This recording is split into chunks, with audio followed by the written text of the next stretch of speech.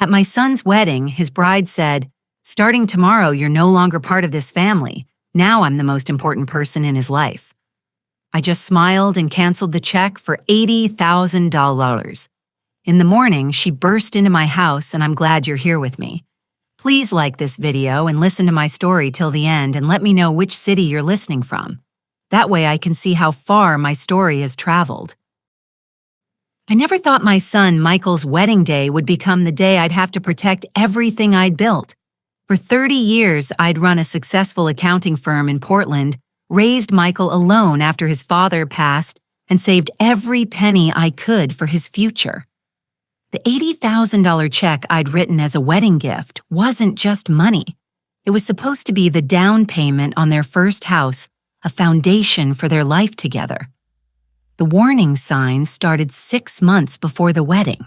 Michael had always been open with me sharing his dreams and concerns over our Sunday morning coffee ritual. But after he met Jessica at a corporate retreat, something shifted. Our weekly calls became bi-weekly, then monthly. When I'd ask about wedding plans, he'd say, "Jessica's handling everything, Mom. She's got it under control." I met Jessica 3 times before the wedding. Each meeting left me with an uncomfortable feeling I couldn't quite name. At our first dinner, she'd interrupted Michael, constantly correcting his stories, speaking over him when he tried to share memories of his childhood. "That's not how successful people talk about their past," she'd said with a tight smile. "We need to focus on the future." The second meeting was worse. I'd invited them to my house for Thanksgiving. Jessica arrived 2 hours late, blamed traffic, then spent the entire meal on her phone. When I gently asked her to put it away, she'd laughed a sharp, brittle sound. "I'm networking, Margaret. Some of us have to work for our money." The implication hung in the air like smoke. Michael had looked down at his plate silent, but I'd pushed my concerns aside. Michael was 42 years old, successful in his own right as a software engineer. He deserved happiness. Maybe I was being an overprotective mother. Maybe Jessica was just nervous, trying too hard to impress. Wasn't that possible? The third meeting came 2 weeks before the wedding at the final dress fitting. Jessica's mother was there, a woman who examined me from head to toe and seemed to find me wanting. "So you're the famous Margaret," she'd said, not warmly. "Jessica tells me you've been quite involved in the wedding planning." I've offered help, I'd replied carefully. "But Jessica seems to have everything under control." Yes, Jessica had emerged from the dressing room in her gown, looking beautiful and somehow cold. "We appreciate your financial contribution, Margaret. That's where your involvement should stay." My hands had trembled as I'd written that $80,000 check later that week. Michael had hugged me tight, whispering, "Thank you, Mom. This means everything." But Jessica had simply taken the check, glanced at the amount, and said, "It's a good start." A good start. I'd nearly said something then, but Michael's grateful eyes had stopped me. The wedding itself was beautiful, expensive, elegant, full of Jessica's corporate friends and her family's social circle. I sat in the front row watching my son promise his life to this woman and tried to silence the voice in my head, screaming that something was wrong. The reception was held at the Portland Art Museum, Champaign, flowing freely, a string quartet playing. I'd given my mother of the groom speech, keeping it short and warm, welcoming Jessica to our family. She'd smiled at the crowd, not at me. Then came the moment that changed everything. I was standing near the gift table talking with my sister Patricia when Jessica approached with 3 of her bridesmaids. She'd had several glasses of champagne. I could tell by the flush in her cheeks the looseness of her posture. Michael was across the room laughing with his college friends. Margaret Jessica said loud enough that nearby conversations stopped. "I need to make something clear to you." I turned, confused. "Is everything all right?" "Starting tomorrow, you need to understand something." Her eyes were hard, triumphant. "You're no longer part of this family." "Not really. Michael has a new family now. I'm the most important person in his life. I'm the one who makes decisions. I'm the one who matters. The room had gone silent. People were staring. I felt something cold settle in my chest. Jessica, no. She held up her hand. This is my day, my marriage, my life with Michael. You had your turn raising him. Now step back and let me have mine. Is that clear? Was that clear? Oh, yes, perfectly, devastatingly clear. I smiled a small, calm smile that didn't reach my eyes. Absolutely clear, Jessica. Then I walked directly to the table where I'd left my purse, pulled out my phone, and opened my banking app. My fingers didn't shake as I cannoned the $80,000 check. The transaction reversed in seconds. What would happen next, I didn't know, but I knew one thing with absolute certainty. I just declared war. I left the reception without saying goodbye to anyone except Patricia, who'd witnessed the entire scene. Her hand caught my arm in the parking lot. Margaret, what are you going to do? I don't know yet, I'd said, but I'm not going to let her erase me from my son's life. That night, I sat in my home office, the same office where I'd built my accounting firm from nothing, where I'd worked late nights to pay for Michael's college, where I'd planned every financial decision for 30 years. Now I needed to plan something different, a defense. No more than that, a strategy. I made coffee at midnight and started writing, not emotionally, not angrily, methodically. What did I know? What did I suspect? What could I prove? Known facts. Jessica had isolated Michael from me over 6 months. She'd made a public declaration of erasing me from the family. The $80,000 check was now canceled. Michael hadn't defended me at the reception. He might not have even heard what happened. Suspicions. Jessica wanted control of Michael's finances. She'd targeted him specifically.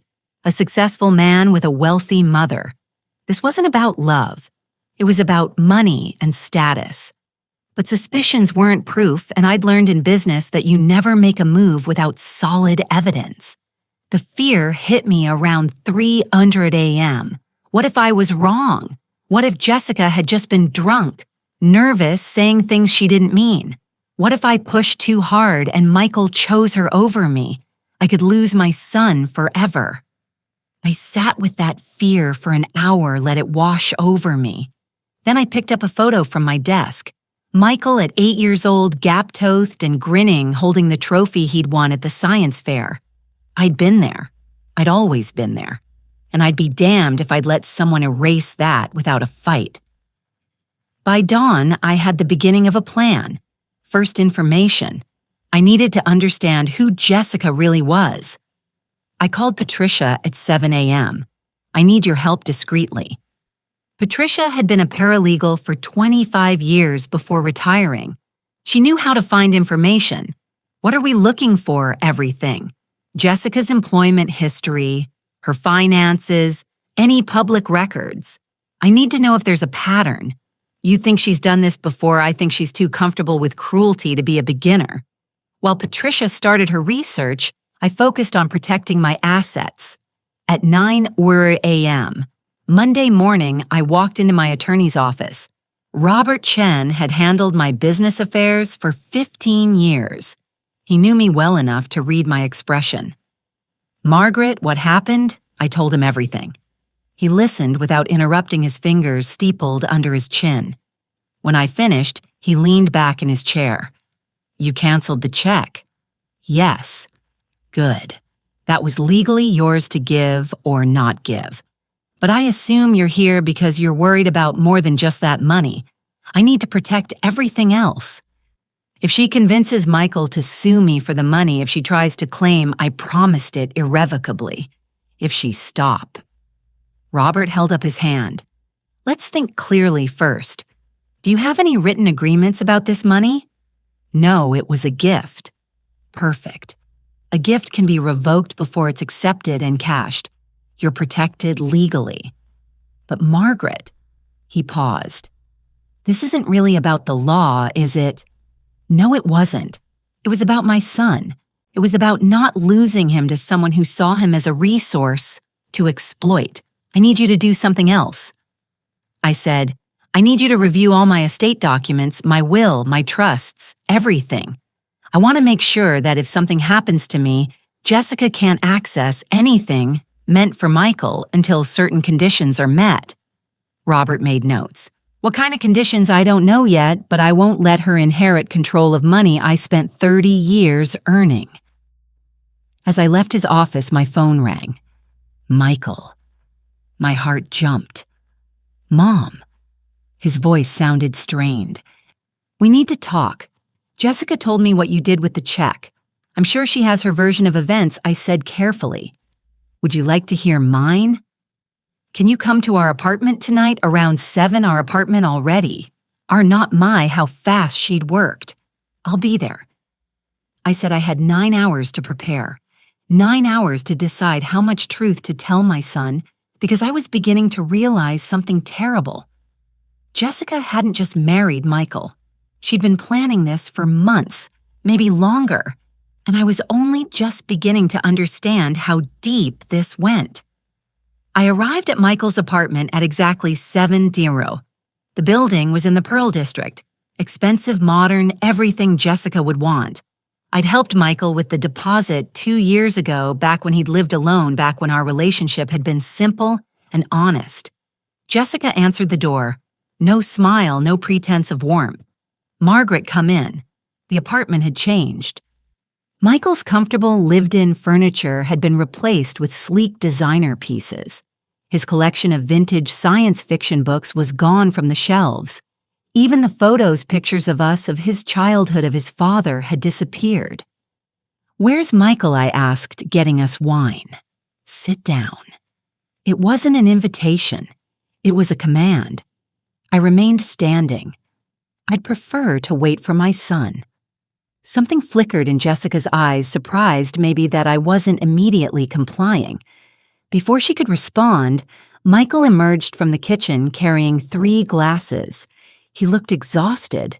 There were shadows under his eyes I hadn't noticed at the wedding. When had he started looking so tired, Mom? He set down the glasses and hugged me, but it was brief, almost formal. Thanks for coming. We sat. Michael and Jessica together on the couch, me across from them in an angular chair that was as uncomfortable as it looked. The positioning wasn't accidental. Mom, Jessica told me you canceled the wedding check. That's correct. But why? Michael's voice cracked slightly. We were counting on that money. We've already made an offer on a house. The down payment is due in 2 weeks. Michael did. Jessica tell you what happened at the reception? What she said to me. Jessica spoke before he could answer. I was celebrating Margaret. I may have been a bit too honest about setting boundaries, but boundaries. My voice stayed level, controlled. You told me I was no longer part of this family. You told me I didn't matter in front of 50 people. Michael looked at Jessica, confused. You said that I said we needed to establish our own family unit. Jessica said smoothly. That's healthy. That's what marriage counselors recommend. Don't. I held up my hand. Don't rewrite what happened. Michael, your wife, told me publicly that I was no longer welcome in your life, that starting the next day, I meant nothing. Those were her words. Michael's face had gone pale. Jessica, your mother is exaggerating. I pulled out my phone.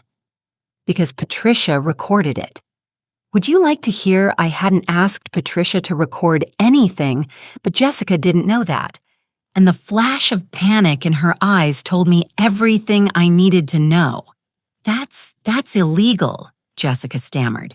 You can't record people without consent in Oregon.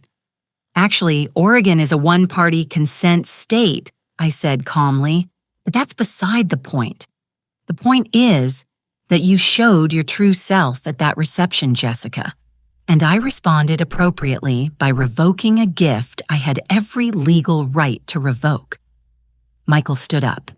Mom, even if Jessica said something she shouldn't have, canceling that check puts us in a terrible position. We'll lose the house. We'll lose the deposit we already put down. How much was the deposit, I asked. $5,000. And where did that money come from? Michael hesitated. My savings. Your savings. Not joint money, not Jessica's money. Yours. I looked at Jessica. Interesting. So you're using his money for deposits, but expecting my money for the down payment. Tell me, Jessica, what exactly are you contributing financially to this marriage? Her face flushed. That's none of your business. Mom. Michael said, his voice strained. This isn't fair. Jessica and I are a team, are you? I turned to him. Michael, honey, I need you to really think about something. When was the last time you made a decision without Jessica's input? That's what marriage is, he said. But he sounded uncertain. No marriage is partnership. What I'm seeing is control. I stood up. I came here tonight to talk to you, Michael, to explain my side. But I'm realizing something. You can't hear me. Not yet. Not while she's sitting right there managing your responses. That's absurd, Jessica snapped. Michael, tell her stop. Michael's voice was quiet but firm. He looked at Jessica, then at me. Just everyone stop. The silence stretched out. I could see my son thinking, processing. This was the moment. Would he defend her automatically, or would doubt begin to take root? Finally, Michael spoke. Mom, I need some time to think about this. Can you give me a few days? It wasn't the breakthrough I'd hoped for, but it wasn't complete rejection either. Of course, I said, but Michael, while you're thinking, I want you to check something. Look at your bank accounts. Look at what's been spent since you got engaged. Look at who's been making the financial decisions. Just look. I left before Jessica could stop me from planting that seed. As I drove home, Patricia called. Margaret, I found something. You need to hear this. What is it, Jessica's employment history? She's had 6 jobs in 4 years. Each time she left right after being questioned about expense account discrepancies. No charges were ever filed, but there's a pattern. And Margaret, 2 of those jobs were at companies where she met men, successful men who she dated, who she got engaged to. Michael is her 3rd engagement in 5 years. The other 2 broke up with her before the weddings. Both men have restraining orders against her. My hands tightened on the steering wheel. There it was, the proof, the pattern. Jessica wasn't just controlling, she was a predator. The next morning, I sat in Robert Chen's office with Patricia beside me and a folder of documents spread across his desk. Patricia had worked through the night compiling everything she'd found on Jessica Morrison, or rather Jessica Morrison Thompson Rodriguez, depending on which year you looked. 3 different last names, Robert said, reviewing the papers. 2 broken engagements, 5 complaints from employers, all settled quietly. And this, he held up a screenshot, a small claims court judgment from 2019. A former boyfriend sued her for $15,000 she'd borrowed and never repaid. Can we use this? I asked. Use it how? Margaret? Legally, there's nothing here that prevents her from being married to Michael. And if you try to show him this, she'll spin it as you trying to destroy his marriage. He was right. I knew he was right. But knowing and accepting were different things. What if we approach it differently? Patricia suggested. What if we don't tell Michael directly? What if we make sure he discovers it himself? I looked at her. How the restraining orders are public record. So is the small claims judgment. What if someone at Michael's work just happened to run a routine background check? What if someone just happened to mention they saw something concerning? That's manipulative, Robert said. So is what Jessica's doing, I replied. But Patricia's right. If I tell him directly, he won't believe me. He needs to find out on his own. Robert closed the folder. I can't advise you to do this, but I can't stop you either. Just be careful, Margaret. If Jessica figures out you're investigating her, she'll escalate. Let her. I said I was wrong. I should have been more afraid. 2 days later, at 6:00 a.m., someone started pounding on my front door. I stumbled downstairs in my robe, looked through the peephole, and saw Jessica. Her hair was disheveled, her makeup smeared. She looked unhinged. "Open this door, Margaret. I know what you're doing." I didn't open it. Instead, I called through the door. "Jessica, it's 6:00 in the morning. Go home. You're trying to destroy my marriage. You're digging into my past, telling lies to Michael's co-workers, so she'd found out." How had someone tipped her off, or had she been monitoring everything more carefully than I'd realized? "I don't know what you're talking about," I said calmly. She pounded harder. "You think you can control Michael forever. You think you can keep him attached to your apron strings. He's my husband now. Mine. Lower your voice or I'm calling the police. Call them. I'll tell them you're harassing me. I'll tell them you're stalking us. The door of my neighbor's house opened. Dan Kaufman, a retired police sergeant, stepped onto his porch. "Everything okay?" Margaret Jessica whirled around. For a moment, she looked like a wild animal caught in headlights. Then her expression shifted, smoothed out, became almost pitiful. "I'm sorry. I'm just upset.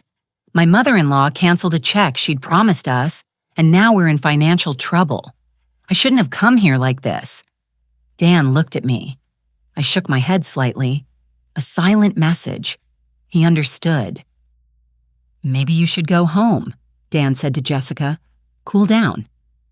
Jessica stared at him, then at my door. "This isn't over, Margaret," she called. "You have no idea what I'm capable of."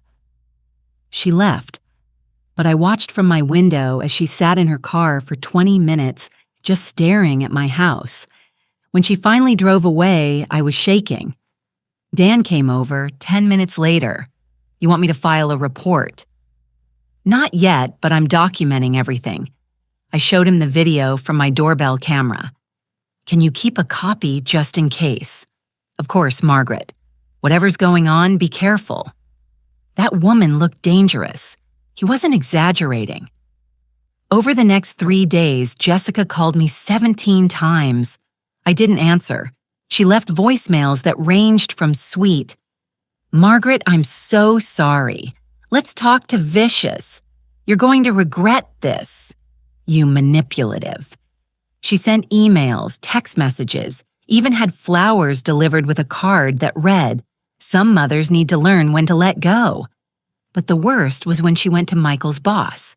She told him I was harassing her, that I was mentally unstable, that Michael was worried about my behavior. She asked if the company could somehow intervene, maybe suggest counseling for me. Michael's boss thankfully knew me. I'd attended company events with Michael for years. He called Michael privately and asked what was going on.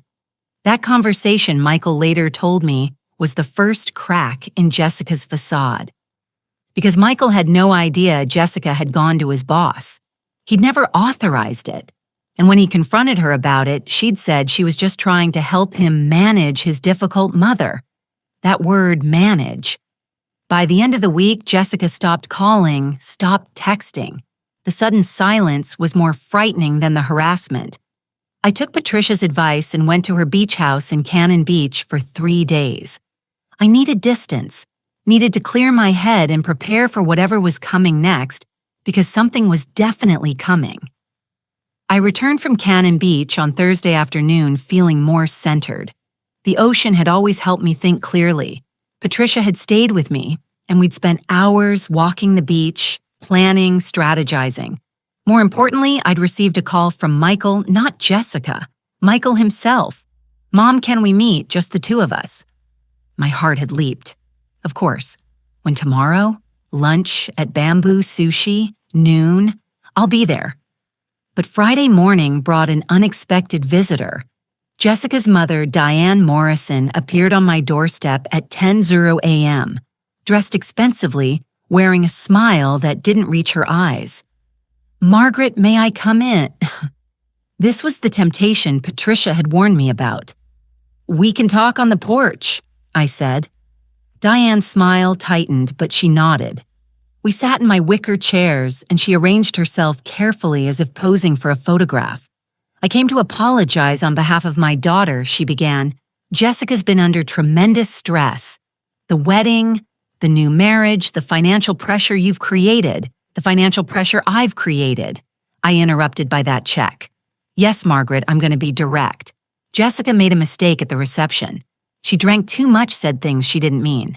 But you've blown this entirely out of proportion. I said nothing. Let her talk. I'm here to offer you a solution, a way for everyone to save face and move forward. She reached into her purse and pulled out an envelope. Jessica and Michael need $50,000 for their house down payment. I'm prepared to contribute $20,000. If you'd be willing to contribute $30,000, we can put this unfortunate incident behind us. No. Diane blinked. Excuse me. No, I'm not giving Jessica any money. You mean you're not giving your son? I mean exactly what I said. I leaned forward. Diane, did you know your daughter has been engaged 3 times? Did you know she has 2 restraining orders against her from former fiancé? Did you know about the expense account fraud investigations? Deanne's face went very still. Those are lies. Vicious lies from jealous people. They're public record. Would you like to see the documents? For a long moment, we stared at each other. Then Diane's mask dropped completely. Her voice went cold. You think you're protecting Michael. You're not. You're driving him away. Jessica is his wife. She's his future. You're his past. And if you continue this crusade, you'll lose him forever. Is that what you want? What I want, I said quietly, is for my son to be safe from predators, from manipulators, from people who see him as a resource to exploit. You arrogant. Diane caught herself, forced her features back into something resembling composure. You're making a terrible mistake. Then I'll live with it. She left without another word. I watched her car disappear down the street, and my hands were steady. No trembling, no doubt. Patricia had been right. They would try to tempt me with compromise, with partial surrender. But I wasn't surrendering anything. At noon, I met Michael at Bamboo Sushi. He was already there, sitting at a corner table, looking more like himself than he had in months. Something had changed in his expression. Mom. He stood and hugged me. A real hug, long and tight. When we sat down, he looked exhausted but clear-eyed. Thank you for meeting me, he said. Always honey. Always. He ordered green tea for both of us, then sat in silence for a moment, choosing his words. I've been doing some thinking and some research. Mom, why didn't you tell me about Jessica's past? My chest tightened. What did you find? The restraining orders, the broken engagements, the court judgment. He rubbed his face. I confronted her 2 days ago. She said you'd planted false information, paid people to lie, that you were trying to destroy our marriage, and you believed her at first. Yes, but then I checked the court records myself. They're real, Mom. All of it. He looked at me, and there were tears in his eyes. Why didn't you tell me before the wedding? Would you have believed me? He was silent. Michael, you had to see it yourself. If I'd told you, she would have convinced you I was lying. She would have made herself the victim and me the villain. She tried that anyway, he said quietly. But I started noticing other things. The way she talks about you, the way she monitors my phone, calls my emails, the way she's been pushing me to change my will to add her to my accounts. Mom, I think I made a terrible mistake. Relief washed through me. So strong I felt dizzy, but I kept my voice calm. What are you going to do? I don't know yet. But I need your help. I need to understand what I'm dealing with. And I need. He swallowed hard. I need my mother back. I reached across the table and took his hand. I never left Michael. I was always right here. 3 days after my lunch with Michael, Jessica made her move. She called me Tuesday morning, her voice sweet as poisoned honey. Margaret, I think we've all been under too much stress. I'd like to come over and talk. Clear the air. Just you and me, woman to woman. Every instinct screamed danger, but I also knew that refusing would look like I was the one avoiding reconciliation. When I asked, "This afternoon around 2. Fine. Tomorrow." I called Patricia immediately. "She's coming. I need you here." "Absolutely not. If I'm there, she'll claim you ganged up on her, but I'll be parked outside. Keep your phone in your pocket on speaker. I'll record everything." At 1:55, a car pulled up. Not just Jessica. Jessica and her mother, Diane.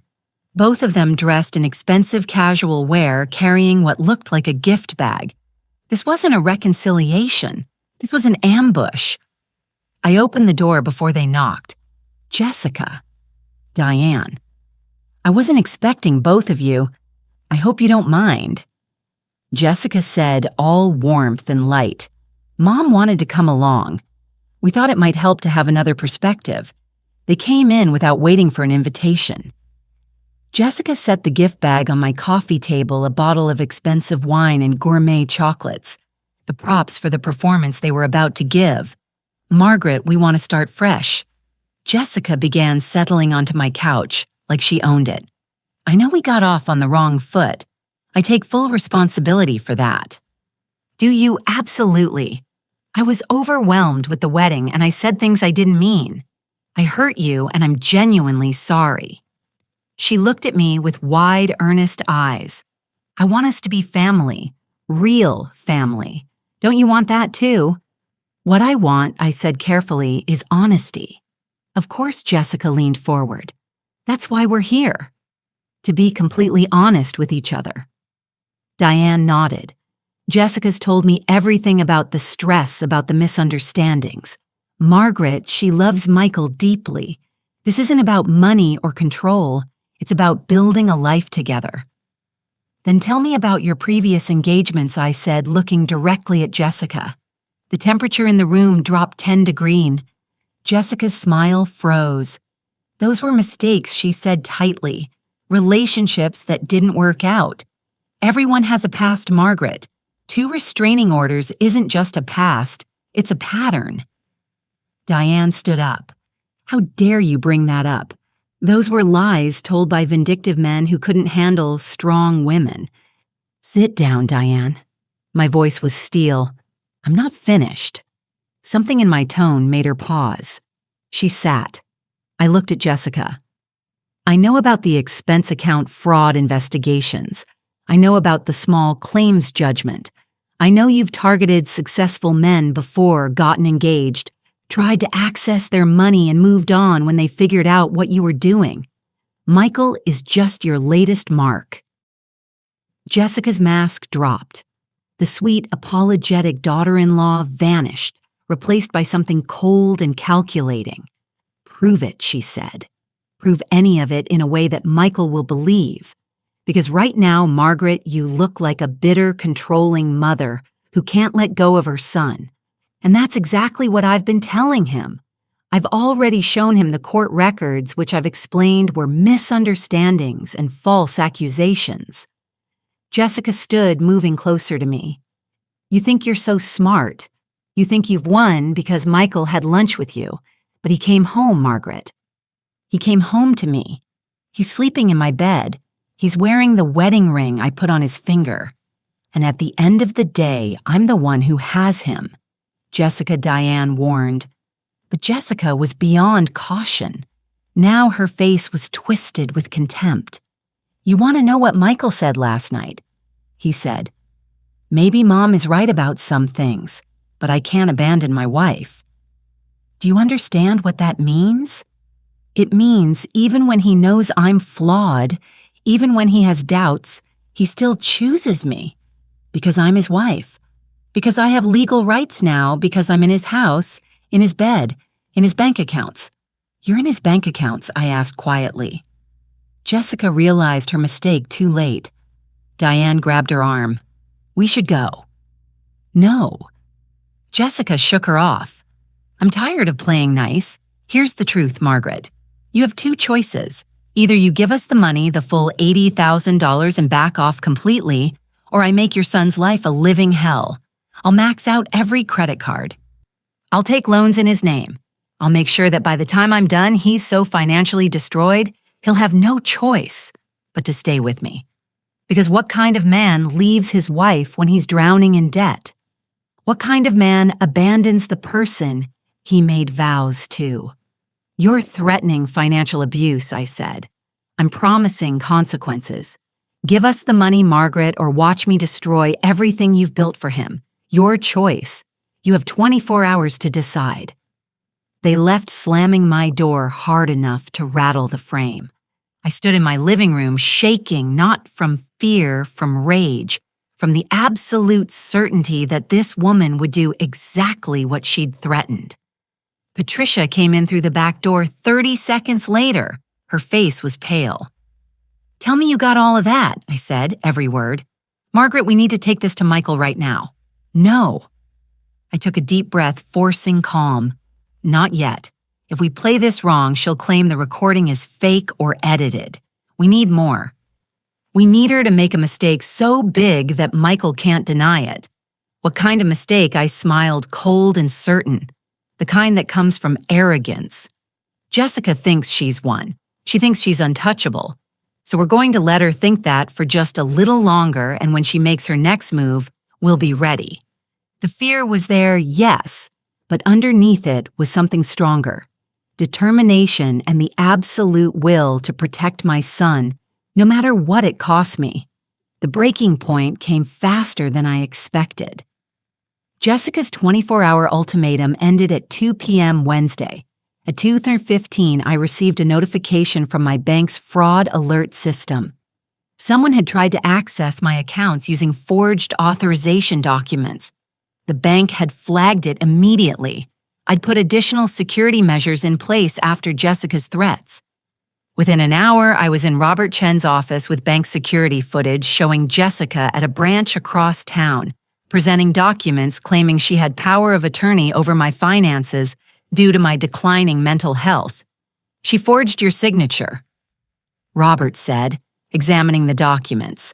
"This is identity theft. This is fraud. Margaret, this is a felony. Can we prove it was her, not someone else? We have her on camera. We have the forged documents." And he pulled up something on his computer. The bank employee she spoke with noted that she claimed to be your daughter-in-law, said you'd had a breakdown and needed family help managing your money. I felt ice cold. She's escalating. No, she's desperate. You didn't give her the money, so she tried to take it. "Margaret, we need to call the police now." "Not yet. I need to tell Michael first." I called my son from Robert's office. "Michael, I need you to come to Robert Chen's office right now. It's an emergency." "Mom, I'm at work now." "Michael, please trust me." He arrived 45 minutes later, worried and confused. Jessica wasn't with him. I'd made sure to call during a time I knew she'd be at her job. When Robert showed him the security footage, Michael went white. That's Jessica at the bank trying to steal from your mother using forged documents," Robert said quietly. "I'm sorry, Michael." Michael watched the footage 3 times. I watched him break apart and rebuild himself with each viewing. When he finally spoke, his voice was hollow. "I need to hear her explain this. Michael, no, Mom. I need to hear it from her. I need to give her a chance to tell me I'm misunderstanding what I'm seeing." We drove to Michael's apartment together. I sat in my car while he went upstairs alone. Through the walls, I could hear raised voices. Then silence. Then Michael appeared holding his laptop, his face carved from stone. "She's coming down," he said. "I told her you were here. I told her we needed to talk. All 3 of us." Jessica emerged from the building, and the moment she saw me, her expression transformed from concerned wife to cornered predator. "What is this?" she demanded. Michael opened his laptop, turned it to face her. "Explain this." The security footage played. Jessica watched herself on screen, watched herself handing over forged documents, watched herself claiming Margaret had had a breakdown. "That's not what it looks like." she started. Really? Michael's voice was deadly quiet. Because it looks like you tried to steal from my mother using fake power of attorney documents. I was trying to help. Stop lying. The explosion came from Michael, not me. Just stop. I know about your previous engagements. I know about the restraining orders. I know about the fraud investigations at your jobs. I've spent the last week digging through public records, and I know everything. Jessica. She switched tactics, instantly tears filling her eyes. Baby? Yes, I've made mistakes in the past, but I've changed. I love you. You have to believe. I spoke to Brian Hendress yesterday. Michael continued, his voice like iron. Your previous fiancé, the one with the restraining order, he told me everything. How you isolated him from his family. How you spent $40,000 on his credit cards in 3 months. How you forged his signature on a loan application. How he lost his house because of you. He's lying. He's a bitter. I also spoke to David Chen, your other ex-fiancé. Same story, Jessica. Same pattern. Target successful men. Get them to propose. Isolate them from their families. Drain their finances. Move on when they catch you. Michael's hands were shaking. Was any of it real? Did you ever love me? Or was I just another mark? Jessica's face went through a remarkable transformation. The tears stopped. The pleading expression vanished. What replaced it was cold calculation. Does it matter? She asked. We're married, Michael. I have legal rights. You can't just throw me out. If you try to leave me, I'll take half of everything. I'll drag you through a divorce that costs hundreds of thousands of dollars. You'll go to jail, I said, standing up from my car for identity theft, forgery, and fraud. I'm filing charges today. Jessica turned on me. All pretense gone. You can't prove I knew those documents were forged. I'll say someone gave them to me. I'll say I thought they were real. We have the recording from my house. I said, you threatening me. You admitting you planned to financially abuse Michael. You confessing to getting access to his bank accounts under false pretenses. Her eyes widened. You recorded me, every word. I pulled out my phone, played her voice. I'll max out every credit card. I'll take loans in his name. I'll make sure that by the time I'm done, he's so financially destroyed. Jessica lunged at me. Michael caught her, held her back. Get out, he said. Get your things and get out now. You can't get out. The roar came from somewhere deep inside my son. Get out before I call the police myself. Jessica stared at me, her face twisted with rage and something like disbelief. She thought she was untouchable. She thought her manipulation was perfect. She'd been wrong. She left, but not before turning at her car and screaming across the parking lot. This isn't over. You'll both regret this. But we'd already won, and she knew it. The police report was filed that afternoon.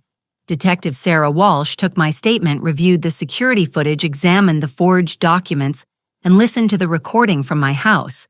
Her expression remained professional, but I saw anger flash in her eyes. Mrs. Morgan, I want you to know we take financial elder abuse very seriously. Even though you're clearly capable of protecting yourself, the intent was there. She targeted you because of your age and your relationship to her husband. How long until she's arrested? We'll execute a warrant within 48 hours. I'd recommend your son stay somewhere else. These situations can become volatile. Michael moved into my house that night. He was quiet, broken, processing the implosion of his marriage. I made him his favorite dinner pot roast, the same recipe I'd made throughout his childhood, and we ate in silence. I'm sorry, Mom. He finally said, you have nothing to apologize for. I chose her over you. I believed her lies. I let her isolate me from you for months. Michael. I reached across the table, took his hand. She's a professional. This is what she does. You're not the first man she's fooled. And you would have been just another victim if you hadn't been smart enough to question things. I almost wasn't. If you hadn't canceled that check, if you hadn't fought back. He shook his head. She would have destroyed me. Jessica was arrested Thursday morning at her job, a marketing firm she'd started at just 2 months before. The humiliation of being walked out in handcuffs was, Robert told me later, absolutely devastating to her carefully constructed image. She made bail by afternoon. Her mother posted the $50,000 bond, but the damage was done.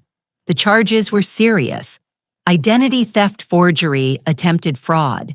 The district attorney added counts of domestic financial abuse.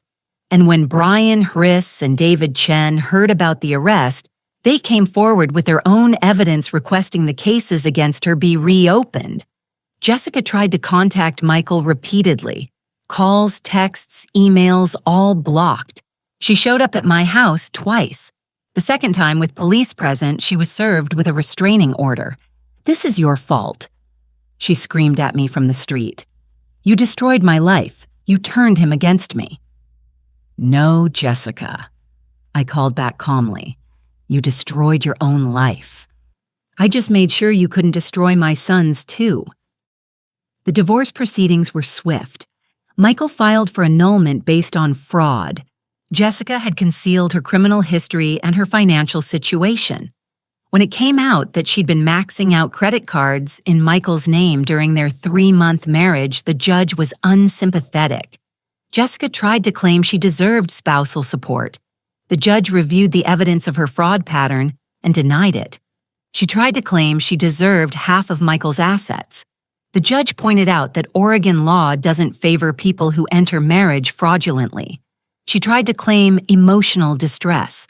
The judge had reviewed the recordings from my house and told her lawyer coldly that his client was lucky she wasn't facing additional charges.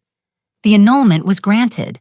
The marriage was legally erased, as if it had never happened. Michael was free, but Jessica's nightmare was just beginning. Her employer fired her when the arrest became public. The marketing firm didn't want the liability of keeping someone with fraud charges on staff. Her apartment lease was terminated. She'd been late on rent for 2 months, using Michael's money to cover her expenses and then pocketing it when he paid her back. Her mother, Diane, finally saw through the lies. I learned this from Patricia, who heard it from a mutual friend. Diane had discovered that Jessica had been stealing from her too, forging checks from her mother's accounts for months. The criminal trial was scheduled for 6 months out. The prosecutor was confident. "She's going to prison, Mrs. Morgan. Minimum 2 years, possibly 5 with all the charges." I felt no triumph in that, only relief and sadness for the lives Jessica had damaged. Michael spent weeks rebuilding himself. He saw a therapist, reconnected with friends he'd abandoned during his relationship with Jessica, and slowly, painfully learned to trust his own judgment again. And he came back to me. We resumed our Sunday morning coffee ritual. We talked about everything: his job, his healing, his future. He asked me once if I'd ever forgive myself for not stopping the wedding before it happened. "I forgive myself for respecting your autonomy as an adult. I'd said you had to make your own choices, even the wrong ones. My job wasn't to prevent you from marrying her. It was to be here when you needed help. You saved me, Mom." "No, honey. You saved yourself. You were brave enough to look at the truth when it hurt. That's all you." 6 months later, Jessica was sentenced to 3 years in prison. She stood in the courtroom, no longer the confident manipulator, just a woman who'd finally been caught. She looked at me once before they led her away. I met her eyes and felt nothing but cold satisfaction. Justice had been served. My son was safe. And I had won. 18 months after the annulment, I stood in my backyard watching Michael laugh with a woman I'd met 3 months earlier. Her name was Rachel. She was a pediatric nurse. And when she'd learned about Jessica, she'd looked Michael in the eye and said, "I'm sorry that happened to you. If you want to talk about it, I'm here. If you don't, That's okay too. That was the moment I knew she was different. Rachel had met me for coffee not because Michael insisted, but because she'd asked to. "I want to get to know you," she'd said simply. "Michael loves you, and if we're going to be serious, I want to understand the people who matter to him." We'd talked for 3 hours that first day about her work, about her family in Seattle, about her own past relationship that had ended badly. She was open, honest, emotionally mature. Everything Jessica had pretended to be. I heard what happened with his ex-wife, Rachel had said carefully. "That must have been terrifying for you." "It was, but I'd do it again in a heartbeat." "I would too. If I had a child and someone was hurting them, she'd smiled." For what it's worth. Margaret Michael talks about you with such love and respect. You raised an incredible person. Some of us got lucky that Jessica showed her true colors before permanent damage was done. I'd liked her immediately.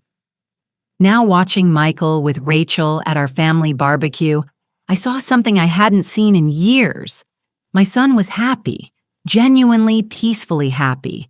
No walking on eggshells, no monitoring his words or actions to avoid triggering an argument. Just happiness.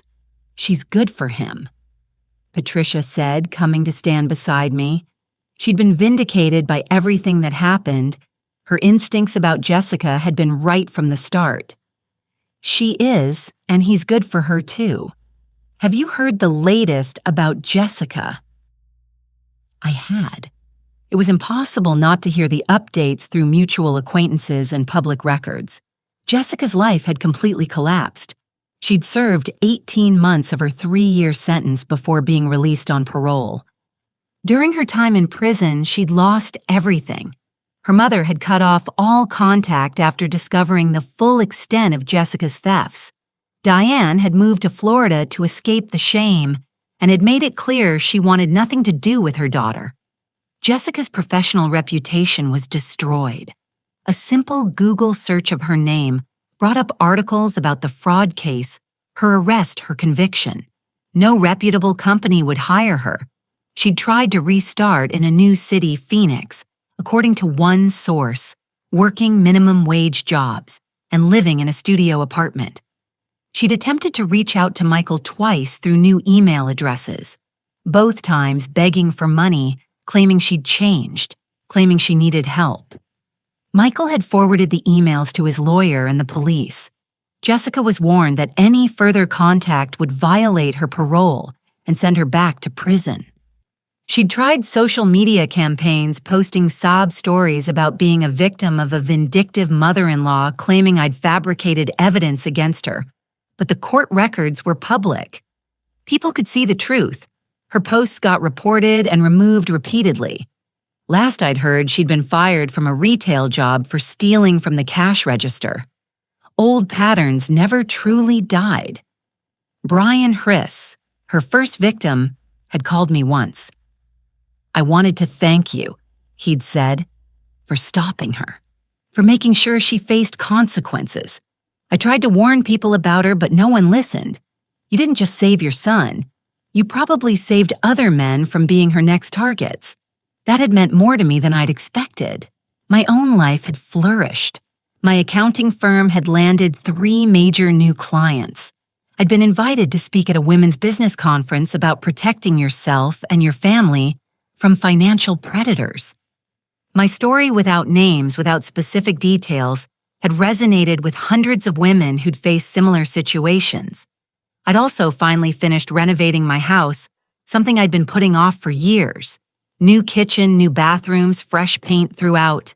I'd turned one bedroom into a craft room. I'd taken up watercolor painting, something I'd always wanted to try. Patricia and I had traveled to Ireland, fulfilling a dream we'd talked about for a decade. We'd walked the cliffs of Mur-drunk Guinness in Dublin pubs, traced our family's roots in County Cork.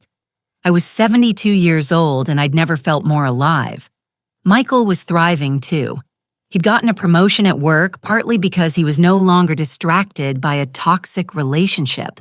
He'd bought a small house in Selwood, was fixing it up himself, taking pride in the work. Rachel was there most weekends helping him plant a garden, build the life Jessica had tried to steal from him. "Do you think he'll propose?" Patricia asked. "Eventually when he's ready, but there's no rush. He's learned to take his time to really know someone before making commitments. You taught him that. Life taught him that. I just helped him survive the lesson." As the sun set over my backyard, my family around me, I felt something I hadn't felt in 2 years. Complete peace. Jessica was someone else's problem now, probably her parole officers. Michael was safe, happy, and building a real future with a woman who deserved him. And I was exactly where I belonged. Sometimes protecting the people you love means going to war, and sometimes you win. So what did I learn from this nightmare? That trust is precious, but verification is essential. That love means protecting people from their own blind spots. That sometimes the kindest thing you can do is refuse to enable someone's manipulation.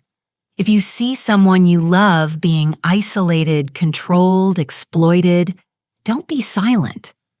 Don't worry about being the difficult mother-in-law or friend or sibling. Your job is to love them, not to be liked. And to anyone who's ever been in my position, trust your instincts. If something feels wrong, investigate. You're not being paranoid. You're being protective. What would you have done in my situation? Would you have fought back, or would you have given in to keep the peace? Drop your thoughts in the comments below. I read everyone. If this story resonated with you, please subscribe and share it with someone who needs to hear it. Sometimes we all need a reminder that we don't have to accept abuse just because it comes wrapped in family ties. Thank you for listening to my story. I hope it helps someone out there find the courage to protect themselves or someone they love. Remember, you're never too old to fight for what matters. And some battles are worth every scar they leave behind.